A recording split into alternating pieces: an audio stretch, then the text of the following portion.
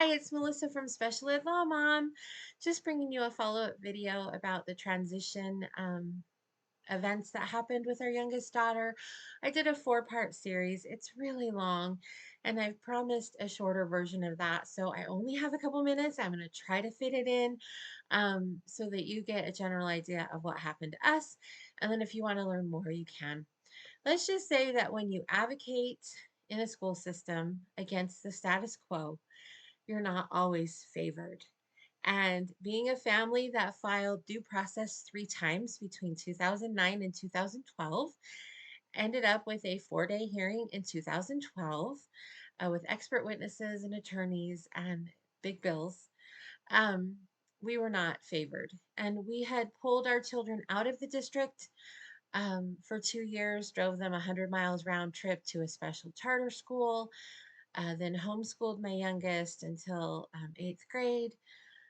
Um, and so we get her into eighth grade. We have issues there. We're just trying to get her into high school. So we get her into high school, and COVID hits her freshman year.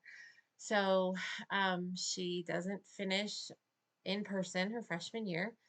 We do a neighboring school district her sophomore year because they had supposedly a better online program, which can be questioned, and brought her back to our school system, our local school system, her junior and her senior year. Now, I want to say from the get go that I believe there are a lot of good people in the system. And if any of them are watching this, I just want you to know that I'm not the mom that hates everybody. I think that a lot of what happens and a lot of decisions that are made are done at the administrative level rather than with the frontline teachers that work with the kids. And those frontline people have limitations in what they can do. They're not always given the supports that they need. And at the end of the day, they have a family to feed and bills to pay and want to keep their jobs. And so while they may not always agree with what goes down, they do what they're told, as most of us would if we want to keep our job. And so I don't blame them. And I will say to the principal that she had, who may think that I hate him, I don't. I actually think you did an outstanding job trying to make a welcoming environment for students, trying to know your students. I don't have any idea everything that you did, but what I saw, you worked really, really hard to try to make it a good experience for everyone. And so this is not a dig on those people. Um, while I wish that they could have stood up more and would have stood up more, I think that there were other influences involved, and so I'm not faulting them. But as a family that pushes back against the system, and as a family that filed due process, you're on the radar with the school system. And so you can stay under the radar by never advocating and never asking for anything different. But the minute that you do and that you start to escalate things, well, you get on the radar and bigger people step in and complicate the process. And that's exactly what happened with us. So my daughter had an IEP from the online school system that said she needed help, she needed life skills, she needed all these things. But they actually told us that they don't do that, that we just needed community resources for that, which is completely illegal. That's a whole different subject. Um, so that IEP transferred with her to her junior year, and the high school she attended in person did not do anything different. They accepted her IEP, didn't do anything different. We asked for help. They said, take a cooking class. Here's the things you can do at home, mom. Have a nice day. Didn't offer any of their comedy decor classes or anything where they actually teach life skills, which is not okay. Because I'm sorry, as much as I appreciate the people that helped, they all knew that those were offered. So it was frustrating that that wasn't ever mentioned. Um, so we get to her senior year, and she's on a waiver for services with our state. And our state caseworker says, what do you mean they're not giving her any help? What do you mean? We got a new caseworker. What do you mean they're not giving her any help? And what do you mean she's not going to go to post high, receive services after graduation? And so we started asking some questions. We asked for an IEP meeting. We were told, why do you need a meeting? Then we got a phone call from someone that we really, really like, that said, if she knows how to use a microwave, they won't put her in the post-high program, which, you know how to use a microwave. Wow. Do you know how to balance a checkbook? Do you know how to calculate interest or do a budget? So we pushed for more, and we pushed for an IEP meeting. And we were then told that we could not. Sorry, I'm checking my phone because I'm expecting someone to come. Um, I don't. So we pushed for an IEP meeting, and then we were told we couldn't discuss the topics that we wanted. And I said, ha ha ha, I'm sorry, I'm an equal participant in this. And yes, we can discuss the topics I want. And so we brought a person from the Parent Center to help us, who suggested that we bring the head of the post high program, who supposedly would be on our side. She was a district administrator. We get in the meeting, and immediately we realize this post high person is not on our side. They are there to represent the district and to be a gatekeeper. Sorry, you know who you are and you know what you did.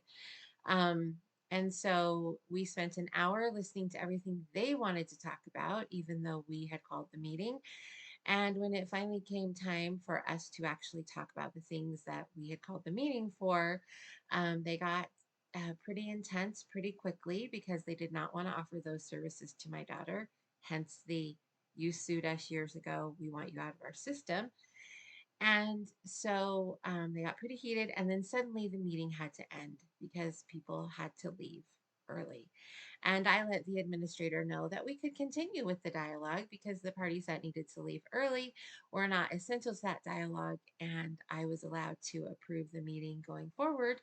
But I was told no. So we proceeded to have three meetings between December and March. And in January, we brought in an attorney from the Disability Law Center, who helped us, and she attended every meeting and she was great. Um, but the school system brought in their attorney, and every meeting we would go to, there was a dangling carrot of, we might offer you something after graduation. Just play nice, Mrs. Wallace, was the indirect message, because we might offer you something after graduation, but we're not really going to talk about graduation. And that was key because if our daughter graduated with a diploma, then she couldn't go to the post high program. And so in our January meeting, the person in charge of that meeting at the school level actually admitted that they did not have a program that would work for our daughter. And so therefore she had to graduate. And I said, did I just hear that correctly? Because it's supposed to be individualized. That's what IEP is. And did I just hear that you don't have a program, so my daughter just has to graduate? That person was no longer in our meetings after that. And and we had asked for specific things. Can our daughter graduate in this way or that way so that she's eligible? And we were told no. And we asked for prior written notice, and we were told we would receive it. And then we did not receive it. And our attorney had to step in because we got a bogus excuse about not receiving prior written notice, even though it's required under the law when you make a parental request and they tell you no.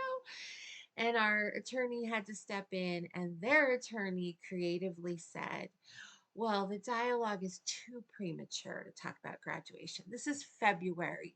Graduation is in May. Their attorney told our attorney the dialogue's too premature to talk about graduation, and so we have to wait until it's closer to the time to decide on that. Which was creative, but really crappy because we made the request. You clearly said no. It wasn't premature. Um, on the heels of that, we personally got a letter from their attorney that said, regardless, it would be detrimental to not let her daughter graduate. And regardless of if she passed all of her classes or not, because we know, Mrs. Wallace, you're thinking of letting her fail a class so that she won't graduate. So, regardless of if she passes all of her required classes, she will graduate. Now, if that doesn't tell you that a decision's already been made, I don't know what does. We actually have that letter from their attorney that regardless of anything we do, she will graduate, AKA, she will leave our system. We want you out. So, um, we ended up having our last meeting where they couldn't deny the need for life skills and transition skills any longer because their own testing, which they finally did, showed that it was needed. And so they put 5 goals in place in March for her to graduate in May, all with the understanding that as it got closer to May, we would talk about graduation. But let's just work on these goals. Well, I had had enough, and our attorney was super busy. And so I filed a state complaint against them for all the BS they put us through. And within, I think, a week, maybe even less than that, of filing the state complaint, they actually made the decision without us that our daughter would graduate with a diploma. Now, if you don't find that as retaliation for exercising my procedural rights, remember, this is all premature. We have to wait until it's closer to graduation.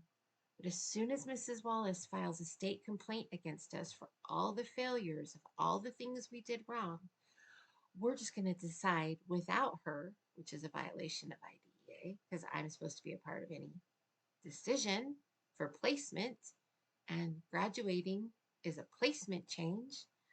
We're just going to make that decision without her and let her know. So I filed a second state complaint. And that complaint was about that very thing I just told you that they did. I also filed a complaint with the Office of Civil Rights. Well, it takes 60 days to get the complaint results back. The state came back 2 days before graduation and found them in complete violation, I believe, of 5 out of 6 of the things that we outlined, including denial of FAPE and denial of meaningful participation to parents in the IEP process. 2 days before graduation, they had the opportunity to contact us and say, let's talk. Let's see what we can do for Melody. But no, they let her go through graduation. We didn't get the second complaint back until after graduation had happened. So we got that back in June. Graduation happened in May. And again, they were found in violation multiple times of IDEA. And with both complaints, compensatory education was ordered to try to make up for their failures. Well, they wanted to provide that compensatory education.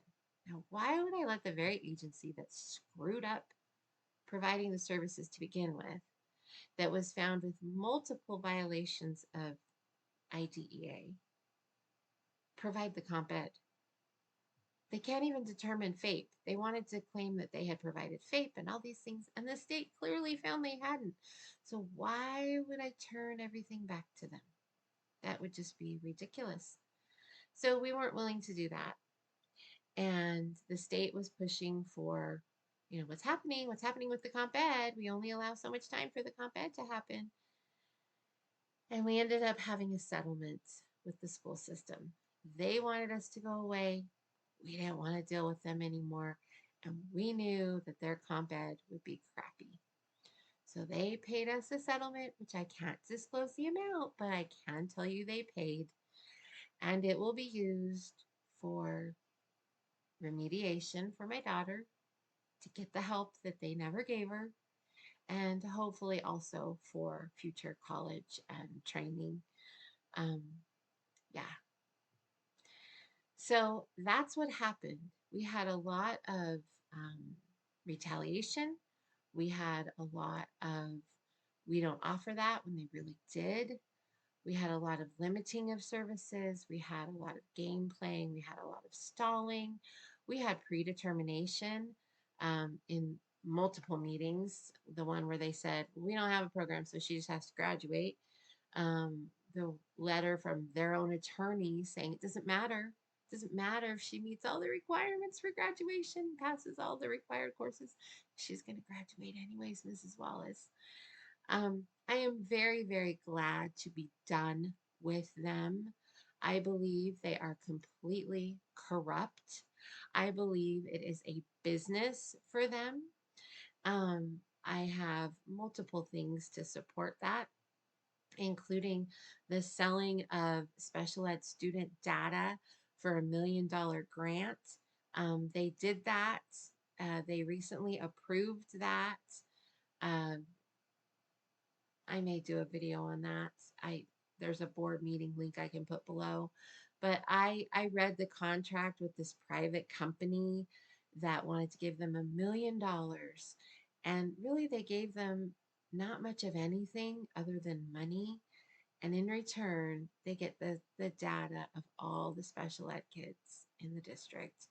They sold those kids for $1 million. And that's just pathetic to me. So I am so glad to be done with these people. I am so glad I don't have a child in the system. Um, but that's our story in a nutshell. And there's a lot that goes on. There's a lot of invisible decision makers. I'm sure there were a lot of people that um, I never even knew that had already decided things about our daughter. And they really did a disservice to her and to a lot of other kids. We've talked to other kids in her graduating class since. We've asked them, what are you doing? I'm trying to learn how to be an adult. They didn't teach me anything in school. I just talked with a friend the other day that has a daughter with Down syndrome. And that daughter actually did their post-high program. And I asked her how it was. And she said, a joke. She said she really didn't learn anything, but she was able to go and be social every day. That's pathetic. Really pathetic. And a lot of the private agencies that I've talked to that actually have some of the school districts will bring their kids to their agency, for a class or two or an afternoon or whatnot, have told me that they only get the lowest functioning kids because the school systems don't offer services to anybody but the lowest functioning kids for post high. It's just pathetic, and I hope that it changes. But that's our story in a nutshell. If you want more details, more in and out, more of the blow by blow, check the links. I have videos about that. There's a 4-part series. You can watch all that. But hopefully this summed it up for you in a lot smaller detail, quicker. You get the rundown. Decisions are made ahead. Retaliation absolutely happens. You push against the system, they're going to push back. And it's not always fun. So, if you found any value out of this or out of my channel, please subscribe, hit the like button, leave me a comment, let me know what you'd like to see. If you've had any similar experience, I'd love to know also. If you're interested in special education advocacy, you can reach out to me at special education law mom at gmail.com. I'll have the link for my Gmail also in the comments below. I do a free intake for up to 30 minutes. And then if I'm able to help you and we decide to work together, then I have you pay a fee to have me get started and sign a contract, and I get to work for you. I've had great success for my own kids and others and would love to help you too. So until next time, make it a great day. Thanks. Bye.